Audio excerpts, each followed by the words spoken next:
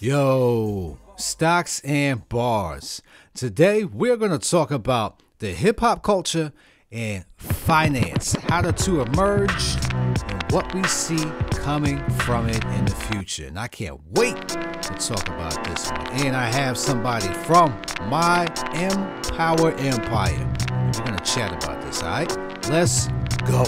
I got my clique ready to use the money they got from jobs, encouraging, teaching them that it's not so hard. I'm doing this, making investing pop. You law, it's X-tro. You tuning in to Stocks and Bars. Yo, Stocks and Bars, what's going on? It is episode number 12. Now let's get into this one here. Today, who I have with me. This is a guy who I met in, I want to say, the year 2000, maybe 2001. No, right around. I was in high school. Oh, okay. We met in 04. Oh, yeah. Okay, so I put a little bit more years on you than you were supposed to have. Yeah. You got me being 42 years old. So, it was the year 2004. I got introduced to this man when we used to work at WZIP. And I say work like we was getting paid. We used to volunteer at WZIP when we went to college together. And we bumped into each other by complete accident because I don't even remember how you learned that I was rapping at that time. But he got in contact with me and he was talking about the rapping stuff, or one way or the other, either you found out I was rapping or I found out you had beats. But anyway, gave me a beat CD. I still got that beat CD, by the way. You know that was Cam's beat CD, right? Yeah. Oh, okay. I'll give out Cam's shout out in a little bit. Yeah, that was actually Cam. Well, let me introduce myself. Yeah, hold on. Let me finish. Let me give you your flowers. All right. So yeah. he gave me the beat CD, and that's where the relationship started right there. And because of this man right here, I gotta give him his props. There would be no X-tro, there wouldn't be no Cam merge right now because this man is basically the glue that put us together sonically, because we basically put an album together and had no no other way to do it but other than how we did it. But we've been family basically since that point, and this guy has inspired me because I watched him grow from what he was as a DJ to where he is now doing investing, and he's also doing marvelous things, putting us together to make sure that we put things together for the community, period, when we do our investment club every month. But that's the flowers for my man. I want to let you know that I appreciate y'all, love you, brother, and welcome to Stocks and Bars. Let's give a round of applause, my man, DJ Step One. Step, what's going on, man? What's good, X-tro? Yeah, let me fill in the holes in the story real quick. Yeah, go ahead. Yeah, we met at WZIP because we was both volunteering, both doing radio. Yeah, we used to see each other, but we wouldn't really say each other. We was both kind of quiet cats, which was interesting. But one thing about it, like at WZIP, it was a top 40 station. But when I went in, I'm like, yo, why is it all these hip hop beds in here? I'm like, I think somebody told me like, yo, that's X-tro. And I think it was a female by the name of Tia told me he rapped. Yeah. So I think that's how I end up. At the time, I was trying to manage Cam and Jay Murray, his partner. They was doing a production company called Soundtracks. So I was giving out beat CDs to everybody, and then you made it. And then what's interesting, you actually appeared on my first mixtape. Yeah, you did. Yeah, put the us list. On. Yep, and I got that back there too. Yeah, y'all was number one. I actually need that. I need a copy. Y'all was number one. Y'all was number one. Me and Cam had a debate because there was another cat. I'm like, yo, I'm out myself, but like Team Tuck should be number 2, and this dude should be number 1. And he's like, no, Team Tuck is better than this dude. Blah blah blah blah. So we end up putting y'all number 1, which I don't regret at all. We was the best. At it, man.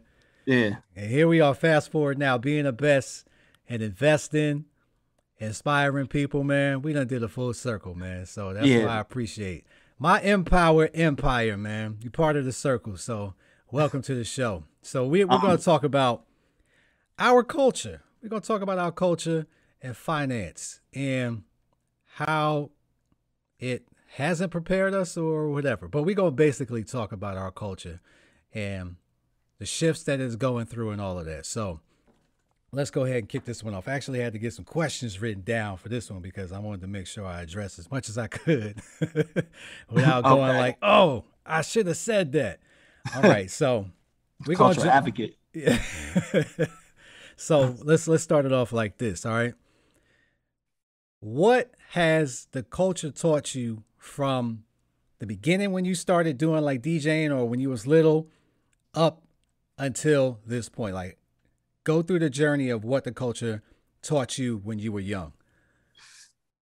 Okay, you talking about the cultural period, or you just talking about financially? Financially, yeah, I should have said okay. that. The culture financially, what has it taught you for when you were young?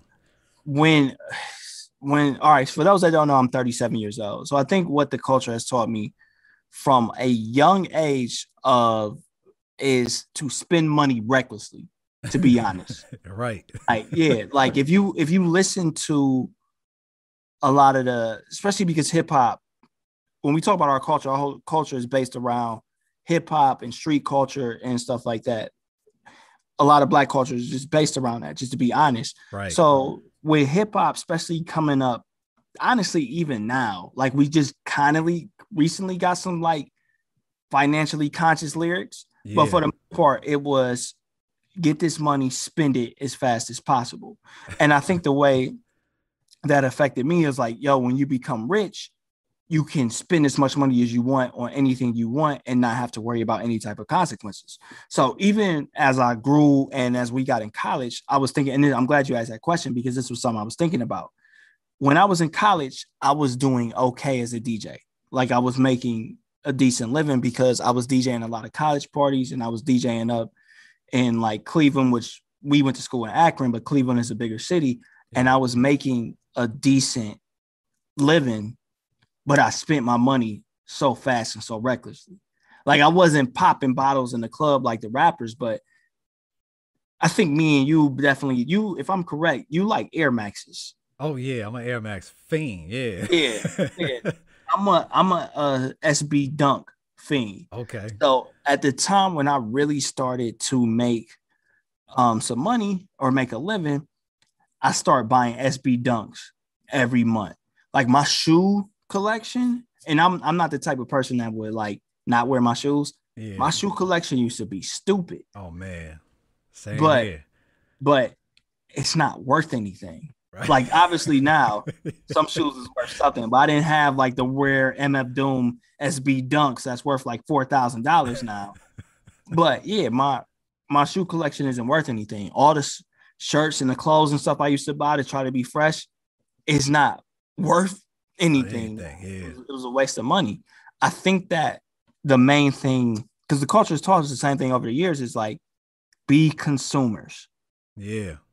Don't be investors. I think the first rapper that I heard mention like stocks was probably Nas. Yeah. That's New York State of Mind. Yep. Yeah. Investments in stock. Yep. That's part of the loop that I got, when I do the intro. Yeah. And that was 91. 94, whatever. I'm aging everything today. Man, we met in 1973. Like, whoa. I knew your grandmama. Yeah, that's the same with me, man.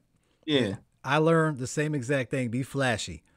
Whatever you get, make sure you output it and you go get something to show off the wealth that you have. Exactly. And that's all I learned from it. Now, I will say, I'm going to age myself. I'm going to be 40 this year. So I grew up, the very first rapper that got me inspired to do rap is when I used to listen to, man, I forget the channel now, but, in Brooklyn, I used to listen to whatever it was. And Daddy Kane came on, and it was Ain't No Half Stepping. And I remember listening to this, and I was just like, yo, I remember that. Then I remember hearing Rakim. And these is the cats that I grew up on. So then LL was the guy that really got me to try to, get my bars together. So that's how my inspiration started. But those guys, they taught you about what they were experiencing. So I had that aspect of things too, because I saw exactly what these guys was talking about where I lived at. So I could totally understand it. But then, you know, the eras of basically 93 and up is where like all the flashy started. So those guys taught me you get this money, you get these big rims, you get the jewelry, you get the flyest gear, the the $200, $300 shirts and jeans and Dope all chain. yeah, all of this stuff to just be extravagant. But like you said, man, ain't none of that stuff worth nothing right now. Maybe the gold might be worth something. Yeah, But who got that from back there, right? exactly. So yeah, man, the I culture think did not do us a favor on that. But to that note, I actually, actually let me go ahead, before you jump in. ask. My bad. Go I got ahead. a bad habit because I thought about something. I think also because to be real, like you're a really good rapper and I was a really good DJ, but it's interesting because especially coming up as young black males, I wonder if we thought, even though like I come from a good family, you kind of get what I'm saying. You Yeah. got a good background. I wonder if we thought this is still a way for us to make wealth because you rapped, even though like we both love hip hop, Yeah. and I knew I wanted to be in hip hop, but it's like I wonder with me DJing was like, yo, is this my main? This is gonna be my main way to make wealth because this is how I see other black people making wealth. Yeah. So for me, I always knew that music was going to be a vehicle. And when I started rapping, my whole intention on the whole thing with rap was to be able to get enough money to do something else. Because I always saw what really inspired me was, when we went to school and they taught us about TV, because I really wanted to do TV. Mhm. And they always told us about like when you get syndicated, you basically worldwide, and anytime your episode gets paid, you get royalties. So Mhm. that's where I was like, oh snap, royalties! You get paid for 75 years. I'm like, yo, we could eat for life. All you got to do is just drop, a good TV series, and if as long as it lasts about 2 to 3 seasons, you might have a shot at getting syndication, and that's it. You don't got to do nothing no more. So Mhm. that was the whole inspiration, was for me to get some type of money to do something. And I figured the royalties I can get from the royalties I can get from rapping, I could get that money and just Mhm. continually invest it into something else. So it was always a vehicle for me because I knew I wasn't going to do that forever. Okay. Yeah, that that makes sense. That make a lot of sense. So let me think of this here. So we talked about that. Oh, let me look at this one.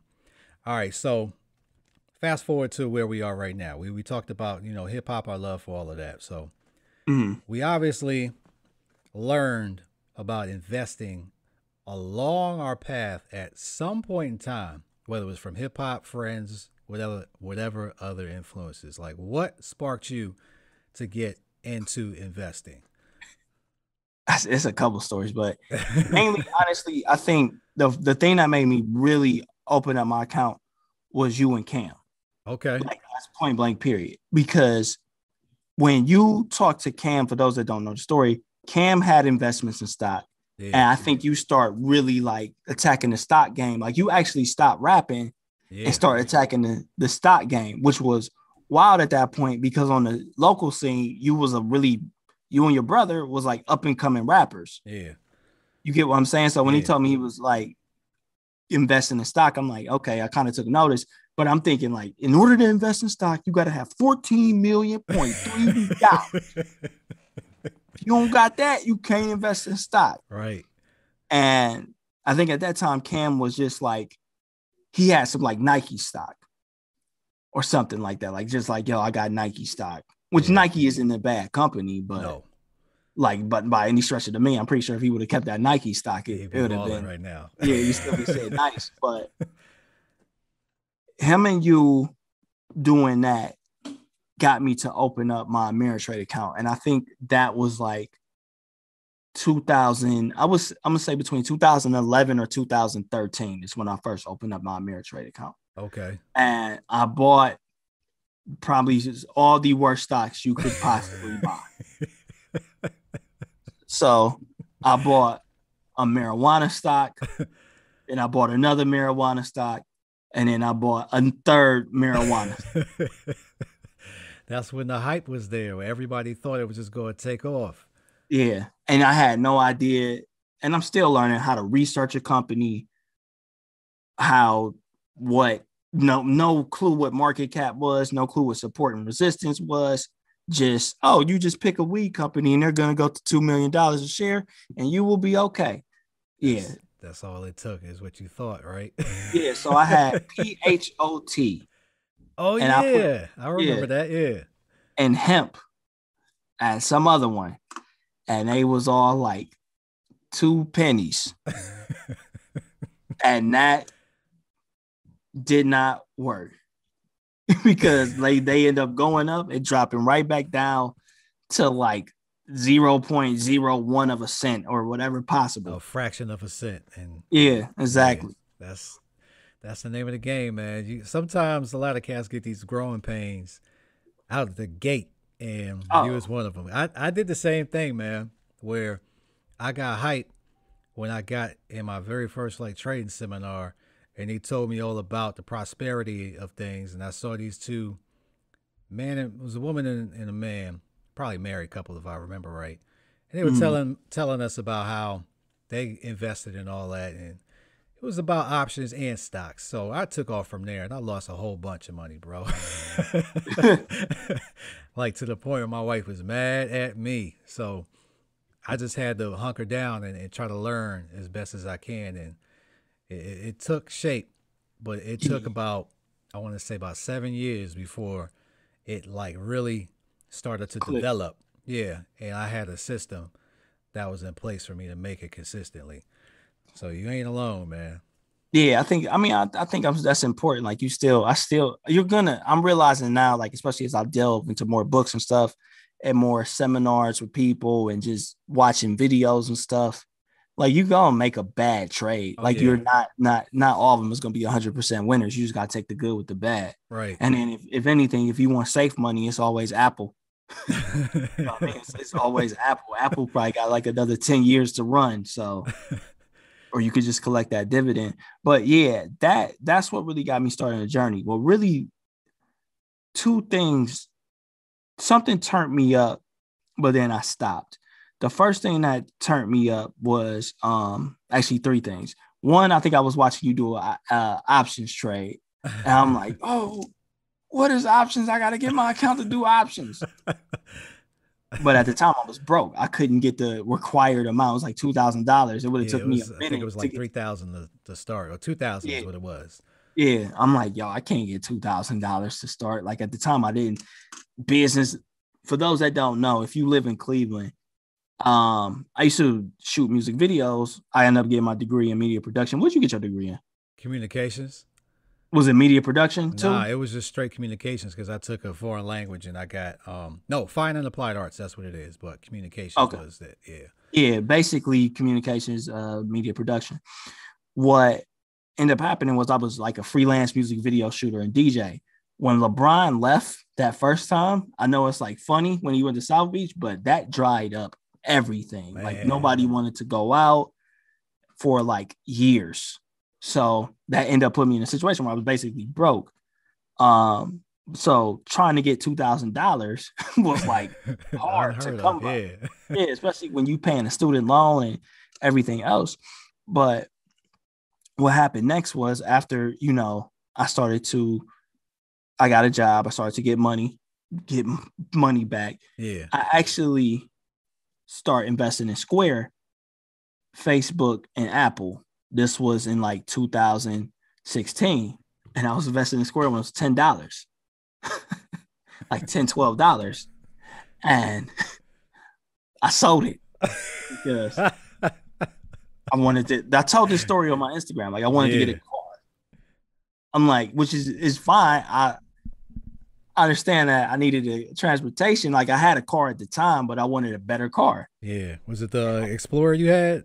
Yeah, I had the Explorer. Yeah. And I'm like, all right, let me go ahead and get rid of this Explorer and go to like a reliable Honda Accord, which I mean, I love my Honda Accord, but Man, do I wish I still had those Square shares. Yeah, we all live and learn, man. We all live and learn. We catch those lumps.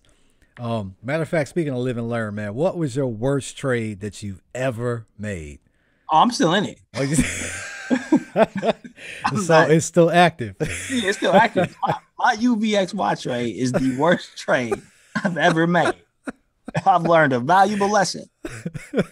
I really thought that was insurance for if the market goes bad.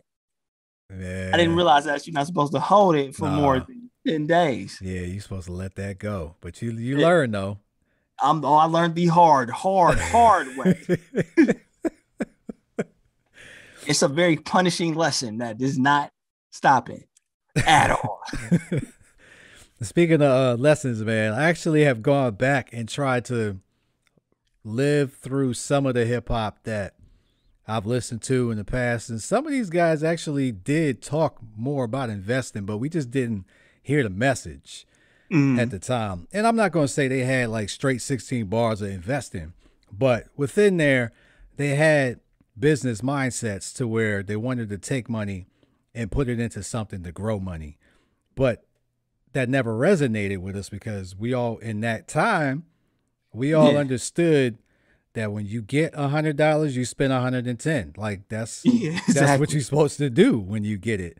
There's no other way. So, but I don't really remember too many bars. Like you better save. You know what I mean? Like he wasn't nobody giving out Microsoft stock. Only $10, bro. Yeah, man. Like even the conscious rappers, they were talking about specific messages, but that wasn't one of them, man. Yeah. You know what? Go ahead. To be honest, I don't think they knew either. And to be real, I don't know if they still know. Like you gotta think about it. Meek Mill just last year was like, bro, this stock game is crazy. Put money in Tesla. Yeah, he was. Yeah. Like I think that it's interesting because this is something I just observed. And this is two reasons why like that liquidity investing club is so important. And I'm glad part of it. And the reason why I started is because this summer I went to a crypto thing by Hill Harper. He wasn't there. Nigel Robertson. They were just trying to get the community to invest in crypto. And it was only like 40 people there. And it was like, damn, only 40 people. And like, it was a prominent person in Cleveland there. Yeah. And real prominent. And I'm talking to him and I'm telling him like, yo, I'm telling him basically everything that she got up there and said. Yeah. And he looked at me and he was like, dang, everything that she was about to say. I'm like, yeah, I mean, I've been researching and learning this. But what's interesting is he wasn't in crypto, but he also wasn't in investments either. Like I asked him like, yo, do you got any stocks? He's like, oh man, I opened up a Robinhood account, but I didn't really know what I was doing. You kind of get what I'm saying? Yeah. I think that that's important that people reach out to people that's like that in the community, but just other people, period. Because what ends up happening is that, especially if you drive around here or if you just look around your neighborhood, wherever you drive around, like you'll see people pulling up in like Maseratis now, Teslas. People have been PPP loaned out, balling. But I wonder how many of them people put that money in the market to actually grow, or was this your time to stun on the next man? Yeah. You kind of get what I'm saying? Yeah. Like I'm really learning. Like I would rather have wealth than lifestyle. Like I don't want a BMW.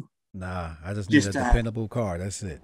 Yeah, like at the end of the day, like yeah, if I have meals in the bank, I can get a BMW. But I wouldn't probably still want one. Yeah.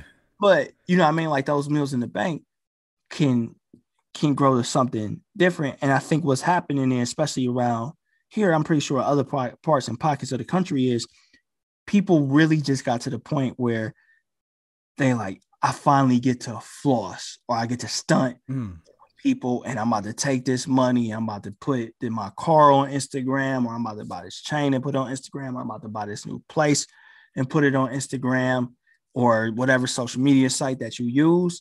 And it's like, nah, somebody needs to intervene and tell them like, yo, use that money for this and it will help you, your family, and your community out way better.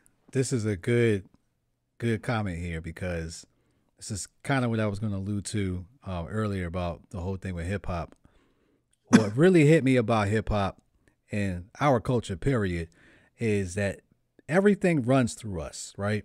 When you think about everything that was popular in anywhere between 1990 to 2000, and the next decade from 2000 to 2010, and even now, Milk Crate Challenge. That, unfortunately, but as far as anything merchandise wise, jingles, whatever, if it was selling, we had our stamp on what that was. Our culture helped drive whatever that product was to get to its success. And then we were never a part of that regime ever. We just always made it happen. Yeah. And we're a part of it that way, but we never had equity in it. So now fast forward to, where we're at now, where people actually are starting to wake up, and you see celebrities saying, no, I don't want that. Give me equity in the company or whatever. You're seeing like the 50 Cents take equity in vitamin water and stuff like that. And that's dope. But I don't think we hear that enough. Now, of course, the most recognized investor that you and I know is Nas. Yeah. We've seen him do stuff like Ring and sell Coinbase. Coinbase. And Snoop was involved in that. And we're seeing these prominent guys that you and I used to listen to start to do these investments, and it's getting out there. So this is also going to lead to my next question to you. You're out there and you're cognizant of what's going on. Now, from what we experienced in our culture earlier, do you see the footprints of the culture shifting into another direction now? I'm not going to go as far as to say the footprints. I think, well, one, that's a good question. I don't think it's the footprints yet. I think that depends on who you listen to. So if you listen to a Nas has always been about like education and, other stuff. Like, to listen to Nas and to get him, you have to kind of be like, you a different type of person. Like everybody will say, people will be like, yo, my top 5 Nas, but I'm like, yo, do y'all really be listening to Nas? You kind of get what I'm saying? Yeah, uh-huh. So when you get people like, even with Jay-Z's 444 album, like people at a certain age, like us, will listen to it and enjoy that album and understand what he's talking about. But certain people's like, yo, put on some Little Uzi Vert. You see Little Uzi Vert, you just put a diamond in his head. That's dope. You kind of get what I'm saying? Like, like the thing is, I respect and I listen to a lot of like golden era hip hop, like the 80s, like KRS-One, and respect the message and stuff because I'm a hip hop head. But at the time when I was like 20 or something like that, if somebody told me like, yo, KRS-One is about to drop a new album, like, I want to hear KRS-One. I want to hear this.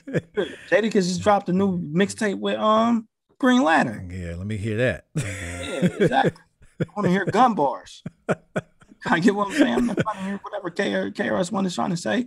So I think what happens is, as long as people of our generation can start to show like this is what happens when you build wealth, like maybe not the flash, because this goes against the code. Like, look at my house. I bought this with Tesla money from the stock. You kind of get what I'm saying. But if you could kind of be like, hey, look, imagine if you would have took that down payment on a Maserati. Because I went into the store and this girl, her license plate was, not to out her, was Maserati 2. And I asked her what that means. And she said, that's our second Maserati. And I'm like, you just know, like, you don't have any money in the stock.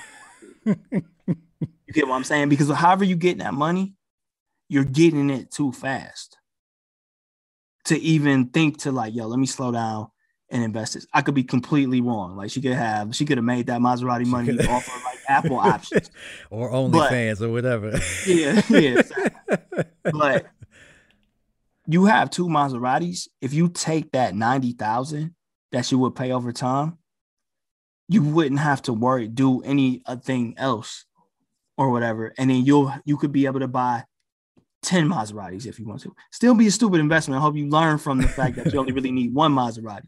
But if you take that money that y'all spending on this stuff and use it, you, like I said, you could better the community, you could better everything. Like the number one, my cat, the number one thing, the number one indicator of crime and everything anywhere in America is poverty. Right. Like, it's not too many rich people. Like, they're not starving. They got to go get something to eat, so they rob. Most of the people commit crimes because of poverty. So if that's the case, like, if you take that and you can help your family out because now you have the financial means, you reduce poverty, you reduce everything. So, right. But to bring it back to the question, because I kind of got off in a tangent, but yeah, the people like us are listening and taking note. It's just up to us to set an example good enough to where other people, or at least one other person, wants to follow. Yeah, and that's exactly why I started this podcast, for that very reason, because I know I used to listen to hip hop and take the messages that they told me at that time. And I didn't do all the, the dirt to the extent of what they, talked about. You knew the consequences. Yeah. I mean, we had our heads in the game, but we also knew that it was entertainment. Yeah. There was a point where, that line got blurred and everyone, you ain't real and all that. But anyway, I took what I knew from that time and I'm applying it now, because I want to make sure that the content that I put in whatever I write is going to be something that's going to stand the test of time. It's going to influence somebody. And I'm also coming across a demographic that a lot of people just kind of ignore. Like, there's a lot of 18 to 25-year-olds out there who may have some type of access, because we live in a different world now. Like you had mentioned, Robin Hoods and all this stuff. There's a lot out here for these guys to take advantage of, and technology has made it very inexpensive to get involved. You could literally just jump in the game with $10 and just start stacking and get, a little piece of whatever. That wasn't available 10 years ago. You know what I mean? It's jumped so far ahead to give these guys access. So now somebody like myself, who has the talent to be able to write something and give it in a delivery that's going to mesmerize and, all of that type of stuff that I try to do, and get through and hopefully inspire to let them know that, hey, I'm doing it. I'm no different than you. You could do it too. Yeah. Especially because, like, we just live in a society now where, to be real, like, everything is getting disrupted. Yeah. So, like, even when I talk about Ameritrade, like when I did that first trade, like, I think it cost me like $10 to get in and out of the trade because it was a commission fee. Yeah. So now people is looking at some of these systems and it's like, yo, these systems actually can be broken. Yeah. You get what I'm saying? Yeah. So, like, everything from, like, the music, NFTs is going to change the music industry. I think so too. Yeah. Crypto, Ethereum, it's going to change everything from the way you do freelance work to the way you rent. You get what I'm saying? Like, when we talk about Ethereum, like, especially for anybody that did freelance work, it's going to be so easy to get your money. Where before you got to wait till the bank clear the check and all this other stuff. If you do corporate work, you'll get money instantly because it's already written in the contract. Yeah, they know how much is in the Ethereum wallet. So it's just like we're at the we're just almost at the point where society has changed so much because of technology and so rapidly, and the systems that's being broken down. It's going to be interesting to see what happens in like 1950, because it's almost like, I don't know. You mean 2050? Yeah, 2050. Yeah. Like, just, we're at the point now, like, back in the day, like when the car was invented and everybody was in awe. Yeah. Like, oh, it's a car. Yeah. You know what I mean? We're at the point now where we getting a new car, like a new car type invention every 3 to 4 or 5 years. You get what I'm saying? Rapidly, like, keep going. Yeah, like, yo, like, we can be up, like, I'm gonna be up here like, yo, X-tro, you ready to do the next Stockton Bars? I'm gonna be in your house coming through a portal or something like that. Also, Dr. Strange is like, yeah, like, here. have your hologram right next to you or something like that. But no, it's getting to the point where I think systems always get disrupted at one point in time. Obviously, you know, in America, you talk about the dark history of slavery. That was a system that got disrupted because of, you know, technically they got disrupted because of the cotton gin. You know what I mean? But, yeah, technology. Yep. Yeah, technology. But yeah, as we go forward, everything from trains disrupting, what was that, coal mining? Yeah. What was John Henry doing? Yeah, he was the railroad guy. He was making the rails. Yeah, like he was going faster and then he died. So like that was the I know it was a folk tale, but that was the tale to be like, yo, maybe we don't want to go so hard against this machine that we die. Like we'll just go half. You could take that machine because you see the machine ain't dead. Yeah. Yeah, I'm saying I just say like you mentioned in Robin Hood.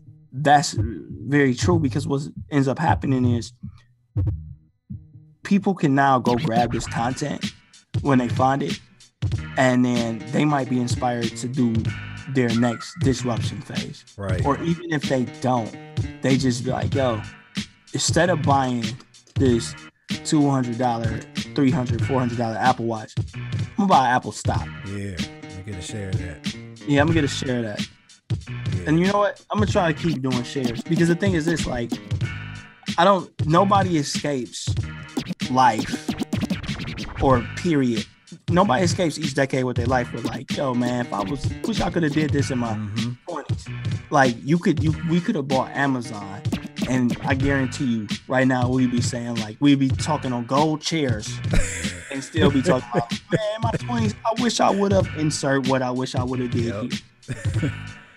Some lesson that you missed out on that you wish you would have done. You would have did. Yeah, like you might have been like, man, I wish I actually would have, instead of buying Amazon stock, I wish I would have tried to make it as a rapper. You gotta get what I'm saying? Yeah. Or I could have been like, yo, I wish I would have been trying to DJ instead of buying Amazon stock. And I'm sitting up here like, dang it. You gotta get what I'm saying? I'm tired of this gold toilet paper. I don't want to do this no more. Yeah. This is ridiculous. Yeah. Go get my jetpack. Trying to go back in time. All right, so let's go ahead and wrap that up, man. The culture has done us well over time. I think it dropped seeds on us that we just did not know of at that time. But here we are now, and we are reaping the benefits of that seed that was planted, and now that tree is starting to grow and we're in the shade. Hopefully the culture will continue to shift. We've seen, you know, like the Earn Your Leisures, Wall Street Trapper. We've seen a lot of these guys come along, and they're starting to get a little bit of a following here. And the hip hop community is embracing them. And I look forward to seeing how far that can continue to go. Because I got a nephew who's 22, and I'm trying to hip him to things and let him know, you put this money away over here, you go do this, you do that, you know. Because like you said, you know, I wish when I was 22, I was rapping at 22. And I was rapping about, you know, the mindset of using that money in order to invest it, but I didn't do it until, you know, a little bit later. But if I did, who knows where I'd be at right now. But regardless of that, I'm here, you're here, we're doing it, man. Stocks and Bars. I appreciate you coming on once more, man. We'll have to do it again. And that is it. That's Stocks and Bars, and we're going to go ahead and jump into the bars. Where I'm from, I should have probably died fast. I made it out, now I'm making my stance. I did it my way, this Sinatra, my craft. I slang and for the users, I made it my path. It don't look like me in the world of finance. Because of that, it made me feel like I can succeed and achieve my dreams of being a guy that can inspire the culture. I'm glad that I didn't believe that lie. And I rose up where I rise and my toes touch. I came from the bottom, the only way to go is up. Hard to stop a movement of money, come make it with us. Survive by our rules and one of us never give up. We them new gangsters, pioneering personal profit, the new bankers. They were sleeping in, then they soon to wake up. So when you get them M's, you know who to thank us. Stocks and Bars, Marathon Money, Winfreeze.com.